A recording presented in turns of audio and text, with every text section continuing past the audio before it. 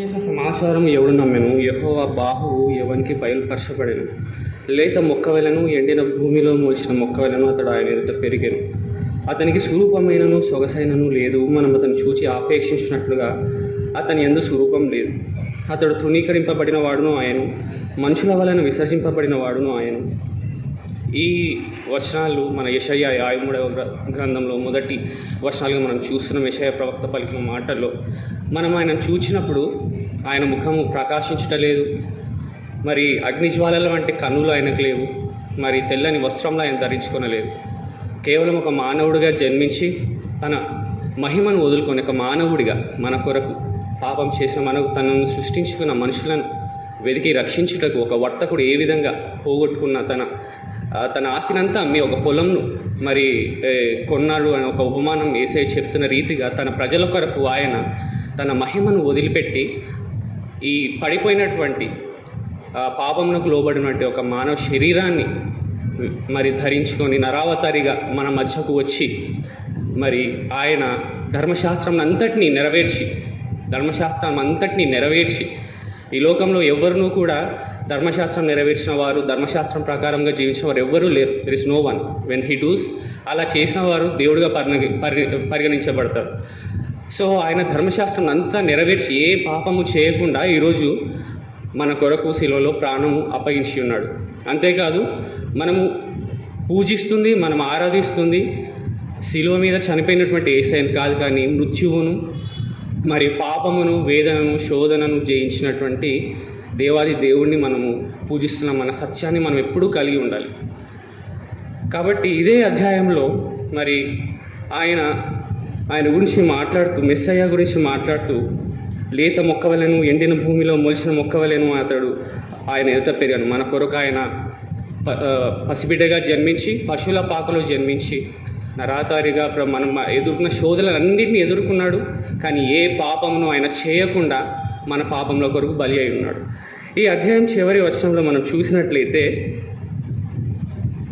అతిక్రమము చేయు వారిలో ఎంచబడిన వాడాయను, అనేకుల పాపమును భరించుచు తిరుగుబాటు చేసిన వారిని గూర్చి విజ్ఞాపన చేశానని యెషయా 53వ అధ్యాయంలో పలుకుతున్నాడు.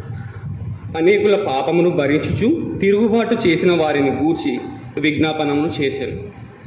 ఇదే విజ్ఞాపన ప్రార్థన. తండ్రి, వీరేం చేస్తున్నారో వీరు ఎరుగరు కనుక వీరిని క్షమించుము. ముందుగా ఈ వచనాన్ని మనం విడివిడిగా అన్ని పదాలు మనం గమనించినట్లయితే, తండ్రి, కుమార, పరిశుద్ధాత్మ దేవునిగా ఉనికిలో ఉన్నటువంటి త్రియేక దేవుడు మరి యేసయ్య మరి తండ్రికి ప్రార్థన చేస్తున్నాడు.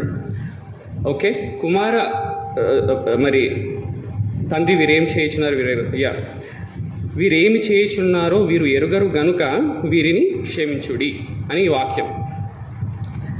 So this is called sin of ignorance. యేసయ్య ఏమంటున్నాడంటే, వీరు చేస్తున్న ఈ యొక్క రోమా సైనికులు చేస్తున్నటువంటి ఈ యొక్క పాపంని, ఇది అగ్నోయ అంటే ఇగ్నోరెన్స్, సిన్ ఆఫ్ ఇగ్నోరెన్స్, తెలియక చేసిన పాపంగా దేవుడు చూస్తున్నాడు.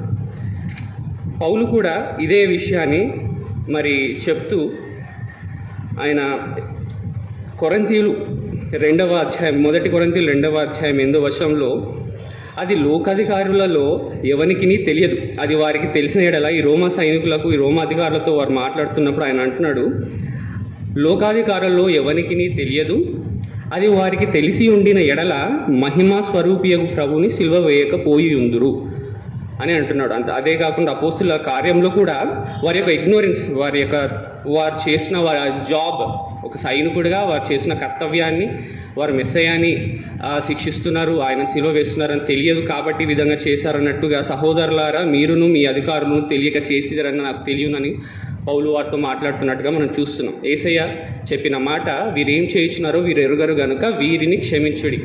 కాబట్టి వారు ఏం చేస్తున్నారో వారు ఎరుగరు గనుక వారిని క్షమించాలి. సో మనము బైబిల్లో చూసినట్లయితే this is called sin of ignorance. లేవియాకాండం 4వ అధ్యాయంలో మరి అధ్యాయం మొత్తం మనం చదివినట్లయితే రకరకాల పాపములు, అంటే సిన్ ఆఫ్ ఇగ్నోరెన్స్ అన్న టైటిల్ ఉంటుంది. తెలియక చేసిన పాపములకు మనం ఏ విధంగా పరిహారార్థ బలి ఇవ్వాలి. సో అందులో ఆడ గొర్రెపిల్లను, మగ గొర్రెపిల్లను, కోడెలను, మరి అక్కడ ఎవరు పాపం చేసినారు, మరి అధికారి పాపం చేశాడా, ప్రజలు పాపం చేశారా, ప్రధాన యాజకుడు పాపం చేశాడా అన్న వాటితో ఎవరికి ఏ సమాధాన బలి ఇవ్వాలి అని అక్కడ రాయబడి ఉంది. అందులో ఈ విధంగా ఈ రోమా సైనికులు చేసిన పాపానికి ధర్మశాస్త్రం ప్రకారం ఏం చేయాలంటే ఒక గొర్రెపిల్లను వారు బలిగా ఇవ్వాలి. గొర్రెపిల్ల అంటే హిబ్రూ భాషలో ఈవ్ అని అంటారు, ఈవ్ అంటే దీన్ని మనము బైబిల్లో గొర్రెపిల్ల అంటే యేసుకు సాదృశ్యంగా, అన్ని బలి పశువులు యేసుకు సాదృశ్యంగా ఉన్నప్పటికీ గొర్రెపిల్ల అంటే పాపమునకు వెల. కాబట్టి సిన్ ఆఫ్ ఇగ్నోరెన్స్ అంటే తెలియక చేసిన పాపమునకు మనం వెల చెల్లించి మరి ఆ పాపమును కొట్టివేసుకునే అధికారము ధర్మశాస్త్రము అప్పట్లో ఉన్న ఇశ్రాయేల్ జనాంగానికి ఇచ్చింది. ఆ నెరవేర్పు యేసయ్య ఏం చేస్తున్నాడంటే సిలువలో ఈ యొక్క పాపాన్ని, వీరు చేస్తున్న పాపానికి నేను వెల చెల్లిస్తాను, వారిని విడిచిపెట్టు. ఇక్కడ వారిని మంచివారు అని ఆయన తీర్పు తీర్చట్లేదు, వారు గొప్పవారు అని పరలోకం చేర్చుకోమని తీర్పు తీర్చట్లేదు. He is giving them another chance. వారికి పశ్చాత్తాపం పొందడానికి, వారు ఏం చేస్తున్నారో తెలుసుకోవడానికి వారికి మరి ఒక అవకాశం ఇస్తున్నాడు కదా. ఒకసారి మనము ఇతర పాపములను చూద్దాం. బైబిల్లో మరి ఇతర పాపములను మనం చూసినట్లయితే అవోన్ అని ఇంకొక పాపం, హిబ్రూ భాషలో అవోన్ అంటే ఇనిక్విటీ, పర్వర్టెడ్ క్యారెక్టర్. మనము దావీదు మహారాజు బెత్షెబతో చేసిన పాపం గురించి అవోన్ అంటాం. ఓకే, అదేవిధంగా చటాట్ అనే ఒక పాపమును మనం అంటే రెబెలియన్, బిట్రేయల్, యూదా ఇస్కరియోతు చేసిన పాపమును మనము ఒక బిట్రేయల్గా చూస్తాం. అదొక చాలా ఘోరమైనటువంటి పేషా అని ఇంకొక పాపం గురించి కూడా బైబిల్లో రాయబడి ఉంది. పేషా, అవోన్, చటాట్ అనే ఒక 3 రకాల హిబ్రూ భాషలో 3 రకాల పాపం గురించి మన బైబిల్ చెప్తూ ఉంది. వీటన్నిటిలో పేషా అన్నది చాలా భయంకరమైన పాపం. అంటే ఒక రెబెలియస్ సిన్. వారు ఏం చేస్తున్నారో వారికి తెలిసి పాపం చేయడం, దేవునికి ఎదురుగా వెళ్ళడం. సంఖ్యాకాండం 12వ అధ్యాయంలో మోషేకు ఎదురుగా ఆయన నాయకత్వానికి, దేవుడు ఏర్పరచుకున్న నాయకత్వానికి మరి ప్రతిగా మరి కోరహు అని అతని అనుచరులు తిరుగుబాటు చేయడానికి ప్రయత్నిస్తారు. అంటే దేవుడి జ్ఞానంతో ఎన్నుకోబడినటువంటి మోషేను, అహరోనును వారి పట్ల తిరుగుబాటు చేయడాన్ని దేవుడు పెషా అని వర్ణించబడింది. అటువంటి వారిని దేవుడు ఏం చేశాడు? భూమి వారిని మృంగివేసిందన్నట్టు ఆ అధ్యాయంలో మనం చూస్తాం. అదేవిధంగా యూదా ఇస్కరియోతు ఆయనకు తెలిసి కూడా మరి మీలో ఒకరు నన్ను సిలువకు అప్పగించేవారు ఉన్నారు ఇక్కడ అన్నప్పుడు తెలిసి కూడా ఆ యొక్క 30 వెండి నాణాలను తీసుకొని అతన్ని సిలువకు అప్పగించి అతని యేసయ్యను సిలువకు అప్పగించడం జరిగింది. అతడు మరి సిలువకు తర్వాత ఆయన తను సూసైడ్ చేసుకోవడం జరిగింది కదా. మరి ఇటువంటి పాపం మరి క్షమాపణ ఉందా అంటే క్షమాపణ, ఇటువంటి పాపములకు దేవుని పశ్చాత్తాపం, దేవుని యొక్క ఇంటర్వెన్షన్ ఉండాలి. దేవుడు తనకు తానుగా స్వయంగా కలుగజేసుకుంటే వారికి క్షమాపణ ఉంది.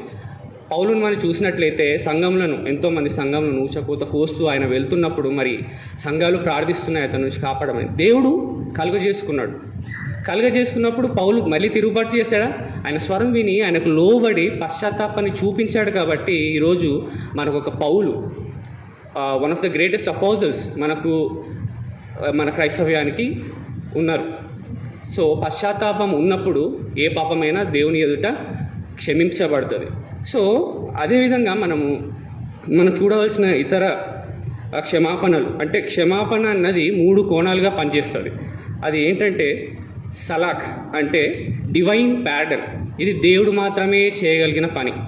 దేవుడు ఈ లోకంని ఎంతగానో ప్రేమించి నీ కొరకు నా కొరకు తన కుమారుని సైతం లెక్క చేయక ఆయన రక్తమును మన పాపముల కొరకు ధారపోసాడు. సో ఆయన కలుగజేసుకొని ఒక డివైన్ పార్డన్, మీరు మనకు చేసిన తప్పైనప్పటికీ మనం ఆయనకు తిరిగి ఏమీ ఇవ్వలేకపోయినప్పటికీ ఆయన కలుగజేసుకొని మన పాపమును క్షమించాడు. మరి నాసా అని ఇంకొకటి చూస్తున్నాం, ఇంకో విధమైనటువంటి క్షమాపణ. నాసా అంటే లిఫ్టింగ్ ద బర్డెన్, భారమును ఎత్తుట. కొన్నిసార్లు మనం చేసిన తప్పులకు కానీ మనం చేసిన పాపం మనమే కుమిలిపోతుంటాం, ఆ పాప భారం మనమే మోస్తాం. లేదు కొంతమంది భరించలేని బాధ ఉంటే మరి లోక పాపమును మోసుకొని పోవు గొర్రెపిల్ల మన కొరకు ఉన్నారు. యేసయ్య మీద భారం మోసి ఆయన మన కొరకు భారం మోసి ఆ యొక్క క్షమాపణ, నాసా అన్న క్షమాపణను కూడా మనకు చూపించి ఉన్నాడు. మరి ఈ వచనంలో ప్రత్యేకించి ఈ వచనంలో మనం చూసినట్లయితే తండ్రి వీరేమి చేయుచున్నారో వీరు ఎరుగరు కనుక వీరిని క్షమించుము. క్షమించి ఇక్కడ వాడిన మరి గ్రీకు పదం ఏంటి అంటే అఫియేమి, అంటే విడిచిపెట్టుట. ఓకే, అరామిక్ భాషలో షబక్ అని ఉంటుంది. ఏలి ఏలి లామా షబక్తా అని, విడిచిపెట్టు. తండ్రి తండ్రి నా దేవా నా దేవా నన్ను ఎలా చేయి విడిచిపెట్టడం షబాక్ అంటే. ఆ విధంగా అదే పదాన్ని క్షమించుము అంటే వీరిని విడిచిపెట్టు అన్న పదాన్ని మనం చూస్తున్నాం, రైట్. సో ఈ అఫియేమి అంటే మనం ఇంకా లోతుగా అర్థం చేసుకోవాలి అంటే మరి మన మత్తయి సువార్త 18వ అధ్యాయం 28వ వచనంలో, మత్తయి సువార్త 18వ అధ్యాయము 28 నుంచి 33 వరకు మనము యజమానుడు దాసుడిని ఏ విధంగా క్షమిస్తున్నాడో మనం చూస్తున్నాం. So this is the same parable that is applicable. ఇదే ఉపమానము క్రీస్తు ఆ శిలువలో చేయడం మనం చూస్తున్నాం. ఓకే, అయితే ఆ దాసుడు బయట 28వ వచనం చదువుతున్నాను. అయితే ఆ దాసుడు బయటకు వెళ్ళి తనకు 100 దేనారములు వచ్చి ఉన్న తన తోడి దాసులలో ఒకని చూచి వాని గొంతు పట్టుకొని నీవు వచ్చి ఉన్నదాన్ని చెల్పు. మనకి 100 దేనారములు అంటే అది వెలకట్టలేనిది అని కూడా మనం అర్థం చేసుకోవచ్చు. అంటే you can not pay back to that guy. ఆ యజమానికి ఆయన తిరిగి చెల్లింపలేని గొప్ప అప్పు చేసి ఉన్నాడు. మన పాపం కూడా అట్లాంటిదే. మనము ధర్మశాస్త్రం మనం పాటించగలుగుతామా? ఇక్కడ ఎవరైనా పాటించేవారు ఉన్నారా? ఎవరు లేరు. అటువంటి పాపం చేసిన మనము దేవునికి మనం ఏమైనా తిరిగి ఇవ్వగలుగుతామా? ఇవ్వలేము. అదేవిధంగా ఇక్కడ ఈ దాసుడు కూడా ఆ చెల్లించవలసిన అప్పును మరి చెల్లించలేక అతని ఆ యజమానుడి దగ్గర సాగిలపడి నా ఎడలో ఊర్చుకొను నీకు చెల్లించదనని వాడిని వేడుకొను గాను వాడు ఒప్పుకొనక వచ్చి ఉన్నది దానిపైన వచ్చిన మనం చదివితే ఆ యజమానుడు దాసుడిని క్షమించున్నాడు కదా. ఇతను తీర్చలేడు అనేసి క్షమించి ఉన్నప్పుడు అతనికి ఆ దాసుడికి వచ్చి ఉన్న వారి దగ్గరికి వెళ్ళి ఇతడు ఆ క్షమాపణ చూపించాక మరి ఏ విధంగా వారిని ఖచ్చితంగా మీరు అప్పు చెల్లించాలని వారిని వేధించినప్పుడు ఆ యజమానుడికి తెలిసినప్పుడు దేవుని రాజ్యం క్షమాపణను కూర్చి ఉన్నది, నేను క్షమించిన ప్రకారం నువ్వు వారిని క్షమించలేదు కాబట్టి బాధింపబడు వారికి నేను నిన్ను అప్పగిస్తానని సెలవిస్తున్నాడు కదా. సో ఈ యొక్క క్షమాపణ ఇదే, దీన్ని అఫియేమి అంటారు. నీ యొక్క వెల చెల్లించి నీవు ఆ పాపమునకు భరించవలసిన నీ శిక్షను ఆయన భరించుకొని మనందరం తెలియక త్రోవ తప్పి, దేవుడెవరో తెలియక త్రోవ తప్పి మనందరము పడిపోయిన ఈ స్థితిలో యేసయ్య మన కొరకు శిలువలో మనకు తెలియదు కాబట్టి మన ఆ రోమ సైనికుల పాపమే కాదు, ఆ యొక్క పర్సనల్ శాస్త్రుల పాపమే కాదు, ఆయన శిలువకు అప్పగించిన వారి పాపంలే కాదు, మనందరి పాపములు కూడా ఆయన అక్కడ ఆ శిలువలో భరించి మోసి ఉన్నాడు. మరి ఇప్పుడున్న పరిస్థితుల్లో అనుకోవచ్చు, మరి అందరినీ క్షమించాలా? క్రైస్తవ జీవితం అంటే క్షమించుకుంటూనే ఉండడమా? ఏం చేసినా క్షమించాలా అని మీ అందరికీ అనుమానం రావచ్చు.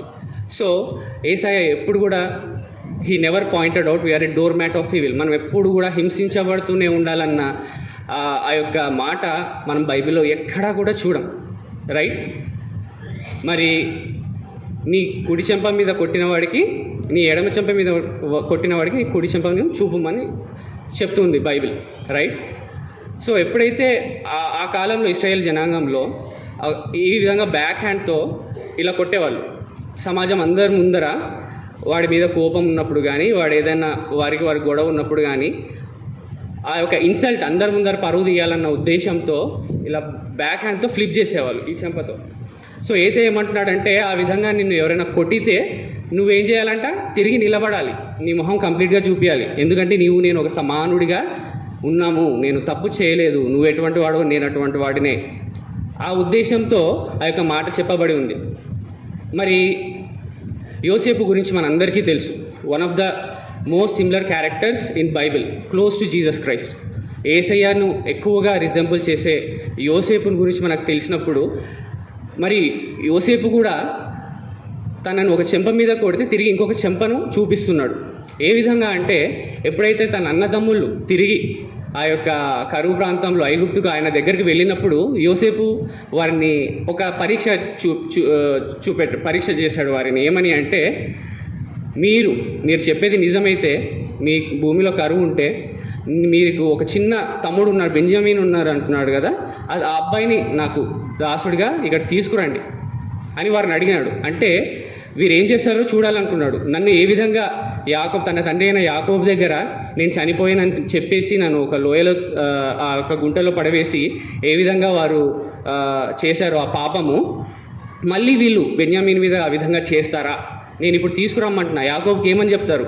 అతను బయటికి తీసుకొచ్చి అతన్ని కూడా నాకు అప్పచెప్పి యాకోబుకి మరి నీ చిన్న కుమారుడు కూడా చనిపోయాడని చెప్తారా? ఏ విధంగా చేస్తారని మరో చెంప చూపించాడు. రైట్. మరి ఈ అన్నదమ్ములు ఏం చేశారు? పశ్చాత్తాపం చూపించారు. రైట్. మరి లేదు, అతను ఎంతగానో మాకున్నది ఒకే ఒక చిన్న తమ్ముడు కాబట్టి మేము అతన్ని తీసుకురాలేము అనేసి యాకోబు దగ్గర నిజం ఒప్పుకొని బెన్యామీన్తో కలిసి వారు వెళ్ళడం జరిగింది. So this is also we can see మరొక చెంపను చూపించడం. క్రీస్తు కూడా సిలువలో ఏం చేశాడంటే, మరి వారు ఆ విధంగా ఆయనను హింసిస్తున్నప్పుడు మరి వారిని క్షమిస్తూ మరో చెంపను చూపించాడు. బైబిల్లో ఈ విధంగా తెలియని వారిని రాయబడి ఉంది. మరి మిమ్మల్ని హింసించు వారి నిమిత్తము మరి ఏం చేయాలంట? ప్రార్థన చేయాలి. మరి హింసించబడాల్సిన వారి దగ్గర మనము ఎప్పుడూ కూడా మరి వారికి ఛాన్స్ ఇవ్వకూడదు. అంటే వారితో హింసించుకోవడం దేవుడు చెప్తున్న పని కాదు. నువ్వు పదే నిన్ను హింసిస్తున్న వారికి నువ్వు దూరంగా ఉండాలి. అన్నిటికంటే బైబిల్లో ప్రథమంగా మనం చూడవలసిన వచనం ఏంటి అంటే లేవియాకాండము 18వ అధ్యాయము 5వ వచనం. మీరు నా కట్టడలను నా విధులను ఆచరింపవలెను, వాటిని గైకొనువాడు వాటి వలన బ్రతుకును, నేను యెహోవాను.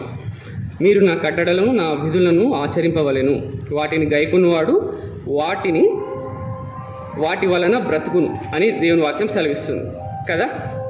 సో ఇశ్రాయేలు జనాంగానికి ఇచ్చిన ఈ కట్టడలో మనం చూసినట్లయితే పిక్వాచ్ నెఫెష్ అంటే ద ప్రిజర్వేషన్ ఆఫ్ లైఫ్ అని మనం చూస్తున్నాం. నీ బ్రతికితే కానీ దేవుని ఆజ్ఞలు పాటించలేవు. So being alive is the most highest commandment. Okay, మనం బ్రతికి ఉండుట అనేది అన్నిటికంటే గొప్ప ఆజ్ఞ మనం చేసుకోవాల్సింది. నిన్ను నువ్వు కాపాడుకుంటకు నువ్వు చేయాల్సింది ఏంటంటే you have to preserve your life. మరి యేసయ్య ఏమంటున్నాడంటే లూకాసు వార్తలో 22వ అధ్యాయం 35వ వచనము, కత్తి లేనివాడు తన బట్ట నమ్మి కత్తి కొనవలెను తన శిష్యులకు చెప్తున్నాడు. మీరు ఎప్పుడైనా మాట విన్నారా యేసయ్య నుంచి? కత్తి లేనివాడు తన బట్ట నమ్మి కత్తి కొనవలెనంట. తన శిష్యులకు ఏమని చెప్తున్నాడంటే నేను ఉపమానం, దేవుడు సంకల్పం ప్రకారం నేను చనిపోవలసింది కాబట్టి ఆయన ఈ శిక్షను మరి ఆ యొక్క శిలువ భారాన్ని మోయడం అది దేవుని చిత్తం కాబట్టి ఆయన మోస్తున్నాడు. మీరైతే మీ దగ్గర కత్తి పెట్టుకోండి, చంపడానికి కాదు. వీరు ఎప్పుడైతే మిషనరీలుగా ఇతర దేశాలకు వెళ్ళినప్పుడు అక్కడ ఎవరైనా వారిని చంపడానికి చూస్తే they have to preserve their life. వారు కాపాడుకునే ఆ యొక్క స్వాతంత్ర్యాన్ని ధర్మశాస్త్రము కృపలో మనకు యేసయ్య ఇద్దరూ ఇస్తున్నారు కదా. మరి అదేవిధంగా ఈ హింసించబడిన వారు ఎదుట మనం ఎప్పుడు కూడా హింసిస్తున్న వారు ఎదుట మనం ఎప్పుడు కూడా మనం కోపడవచ్చు కానీ పాపం చేయకూడదు. ఇదే ఈ వచనం కూడా మనము ఇంకో విషయాన్ని జ్ఞాపకం చేసుకోవాలి. ఎప్పుడంటే ఇట్లా హింసించబడుతున్నప్పుడు కానీ మనల్ని ఎవరైనా ప్రత్యేకించి నీ దేవుడి నామం నువ్వు హింసించబడుతున్నప్పుడు నువ్వు చేయాల్సిన మొదటి పని వారి కొరకు ప్రార్థన చేయాలి. నువ్వు నీ ఎదుట పాపం చేసిన వారిని క్షమించవచ్చు కానీ you should never forgive the system. నువ్వు ఎప్పుడు కూడా ఆ యొక్క సిస్టమ్ని లేదా సిస్టమ్ అంటే ఆ యొక్క వ్యవస్థని మనం ఎప్పుడు కూడా క్షమించకూడదు. వ్యవస్థను అది మన కంటికి కనపడదు. This is one of the things that Jesus has defeated. ఈ యొక్క అంధకార శక్తిని తన రాజ్యం ఏర్పరచుకోవడానికి యేసయ్య శిలువలో మరి చేసి ఆ శిలువ యాగం ద్వారా ఆయన జయించినటువంటి ఒక కార్యం. ఈ యొక్క వ్యవస్థ దేవునికి ప్రతిగా పనిచేస్తున్నటువంటి వ్యవస్థను మనం ఎప్పుడు కూడా మనిషిని మనం క్షమించవచ్చు కానీ వ్యవస్థను మనం క్షమించలేము. ఇతరులు కలిగిన వేదనను మనం క్షమించలేము. రైట్. ఎవరికో జరిగిన అన్యాయాన్ని నువ్వు హింసించిన వారి దగ్గరికి వెళ్ళి అతన్ని మనం క్షమించలేము. కాబట్టి మరి మొత్తం సారాంశం మనం చూసినప్పుడు ఏమని చెప్తుంది అంటే నిన్ను నువ్వు ప్రొటెక్ట్ చేసుకోవడం అన్నది దేవుడి యొక్క ప్రథమ ఉద్దేశమై ఉన్నది. తర్వాత యాజ్ ఎ క్రిస్టియన్, క్రైస్తవునిగా క్రీస్తులో ఉండిన వాడిగా నీవు చేయవలసిన మొదటి పని ఏంటంటే క్షమాపణ కలిగి. దేవుని రాజ్యం ఎటువంటిది? క్షమాపణతో కూడినటువంటిది. రైట్. నీవు ఇక్కడ ఇంకొక మనం స్టోరీ చూసినట్లయితే ఎలీషాని 42 మంది బాలురు అని రాయబడింది కానీ అది ఇక్కడ సరైనటువంటి తర్జుమా మనం చూస్తే 42 మంది యవనస్తులు ఎలీషాని వెక్కిరిస్తున్నారు, హేళన చేస్తున్నారు. బోడివాడ ఎక్కిపోము. వారు ఏలియా ఎక్కిపోవడం చూశారు, ఏలియా కొనిపోబడడం చూశారు. ఆ బేతేలు అనే స్థలంలో, అది విగ్రహారాధనతో కూడినటువంటి ఆ యొక్క స్థలంలో ప్రవక్తలను ఇటువంటి ఏలియాని కానీ ఎలీషాని కానీ చాలా హింసించేవారు. అయితే ధర్మశాస్త్రం ప్రకారం హింసకు ఎవరైనా ప్రవక్తను హింసిస్తే వారిని శపించే వీలు ధర్మశాస్త్రం కల్పించింది, రైట్. మరి బోడివాడ ఎక్కిపోము, మీ ఏలియాలాగా నువ్వు కూడా చచ్చిపో, నువ్వు కూడా వెళ్ళిపో, నీ దేవుడిని తీసుకొని ఈ పట్టణం వదిలి వెళ్ళిపో అని 42 మంది యవనస్తులు ఆయన చుట్టూ చేరి ఆయనను హేళన చేసి ఆల్మోస్ట్ ఆయన ప్రాణహాని తెచ్చే సమయంలో ఏం చేశాడంట, వారిని శపించడం జరిగింది. అప్పుడు 2 ఆడు ఎలుగుబంట్లు వచ్చి వారిని చీల్చివేసానని రాయబడింది, అంటే వారిని గాయపరిచాయి, రైట్. సో ఆ విధంగా ఎలీషా శపించాడు. కానీ యేసయ్య మాత్రం ఇక్కడ మనం గమనించినట్టయితే ఆయన అధికారాన్ని మనం చూసినట్లయితే ఆయన హీ షోడ్ గ్రేస్, కృపను చూపించాడు. మరి ఒక చెంపను చూపించి వారు తెలియక చేస్తున్నారు కాబట్టి వారికి ఏం చేశాడు, ఒక పశ్చాత్తాపాన్ని పొందుకునే ఇంకొక అవకాశాన్ని, ఆయన రెండవ రాకడలో పశ్చాత్తాపాన్ని పొందుకునే ఇంకొక అవకాశాన్ని వారికి దయచేశాడు. సో మనం కృపకు లోబడిన వారం, ధర్మశాస్త్రానికి లోబడిన వారం కాదు కాబట్టి కృపకు లోబడినటువంటి మనము క్షమాపణను ఉంచుకోవాలి. క్షమాపణ అంటే నీ మీద దాడి చేసిన వారు, నీకు హాని చేసిన వారి దగ్గరికి వెళ్ళి మళ్ళీ తిరిగి వాళ్ళతో ఇంతకుముందు ఏ విధంగా ముచ్చటిస్తున్నావు ఆ విధంగా ఉండడానికి కాదు. క్షమాపణ అంటే నీలో ఉన్న ఒక భారాన్ని, అంటే వారి పట్ల నీవు కలిగి ఉన్న ఒక ద్వేషాన్ని, వాటి నుంచి నువ్వు విడుదల చేసుకోవాలి. ఎప్పుడూ నువ్వు వాటికి బానిసగా ఉండకూడదు. దేవుని యొక్క శాంతికి నీ శరీరం బానిసగా ఉంది. ఇక్కడ క్షమాపణ అన్నది బలమైన వారు చేసే క్రియ, బలహీనులు చేసేవారి క్రియ కాదు. నువ్వు ఎప్పుడైతే క్షమిస్తున్నావో యూ హ్యావ్ సమ్ అథారిటీ. మరి యేసయ్యను కూడా మరి ఏమన్నారు ఆ రోమ సైనికులు, ఎలీషాను బోడివాడ ఎక్కిపోము, యేసయ్యను నీవు దేవుని కుమారుడు అయితే దిగిరా అంటున్నారు. కానీ యేసయ్య తలుచుకుంటే 12 సేనా సమూహములు తండ్రి అతని యుద్ధకు పంపిస్తాడు. ఆ సేనా సమూహములు చాలు వారిని అక్కడ ఉన్న వారందరినీ నాశనం చేయడానికి కదా. సో ఇంత బలము పెట్టుకొని మన యోసేపు చూసినట్లయితే, యోసేపు he's almost equal to king. రాజు లేని ఆ యొక్క సమయంలో వాట్ ఎవర్ హీ డిక్రీస్, ఆయన చెప్పిన ప్రతి మాట రాజు చెప్పిన మాటనే కదా. అటువంటి యోసేపు అంత శక్తి పెట్టుకొని తన అన్నదమ్ములు తిరిగి వచ్చినప్పుడు ఏం చేశాడు, వారిని సిల్వకు అప్పగించాడా, వారిని సింహాలకు అప్పగించాడా, వారిని శిక్షించాడా? తనకున్నదంతయు, ఆయనకున్న అధికారం అంతయు చూసుకొని వారిని క్షమించాడు. ఆ విధంగా మనం కూడా ఉండాలని దేవుని వాక్యం సెలవిస్తుంది. హింసించే వారి కొరకు ప్రార్థన చేయాలి, తెలియక పాపం చేసిన వారిని మనం క్షమించాలి. అన్నిటికీ మించి you have to preserve your self, నిన్ను, నీ కుటుంబాన్ని, నీ యొక్క సంఘాన్ని ఎప్పటికీ నువ్వు కాపాడుకోవాలి. ఆ యొక్క అధికారము యేసయ్య తన కృపలో నెరవేర్చి మనకు చూపిస్తూ ఉన్నాడు. కాబట్టి ఈ యొక్క వాక్య భాగాన్ని పట్టుకొని మనందరం కూడా ఒక 2 నిమిషాలు మనం ప్రార్థన చేసి మనలో ఉన్నటువంటి ఆ యొక్క ఎవరి మీద మనకు ద్వేషం ఉన్నా లేదా మన వ్యవస్థ కొరకు మనం ప్రార్థన చేయవలసింది. సో వీటన్నిటి గురించి మనం ఒక 2 నిమిషాలు ప్రార్థన చేస్తాం. కళ్ళు మూసుకున్నట్లయితే ప్రార్థన చేస్తాం.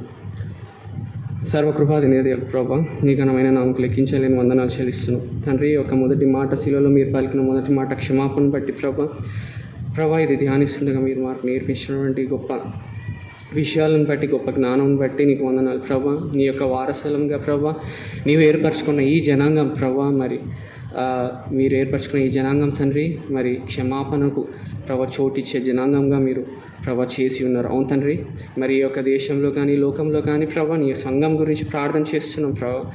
మాకు తండ్రి ప్రతిగా పనిచేస్తున్నటువంటి ఆ యొక్క వ్యవస్థను ప్రభా మీరు వర్ధిలింపకుండా చూడండి వాటిని ప్రభా. మరి మాకు విరోధంగా పనిచేసి ఏ ఆయుధము వర్ధిల్లదని మీ వాక్యం సెలవిచ్చే రీతిగా మరి ఏ వ్యవస్థ కూడా ప్రభా నీ యొక్క బిడ్డలు, నీ యొక్క సంఘాన్ని ప్రభా హింసించేవారుగా కాకుండా ప్రేమించేవారుగా మార్చమని, ఆ యొక్క పాపం చేసిన ప్రతి ఒక్కరిని బట్టి మీ యొక్క సన్నిధిలో ఎంతోమంది పౌలులను మీరు లేవనెత్తమని, మీ కొరకు పోరాడి తండ్రి మీ యొక్క సన్నిధిలో, మీ యొక్క రాజ్యంలో ఆత్మలు చేర్చి వారిగా ప్రభా మీరు లేవనెత్తుకున్నామని ప్రభా ఈ సంఘం ద్వారా ప్రభా మేము ప్రార్థన చేస్తూ ఉన్నాం. నాయన మా జీవితాల్లో కూడా ప్రభా మేము ఇతరులను క్షమించవలసిన వారమై ఉంటే తండ్రి, మేము ఇతరుల నుంచి క్షమాపణ పొందుకున్న వారమై ఉంటే ప్రభా మా వైపు మీరు చూడండి తండ్రి.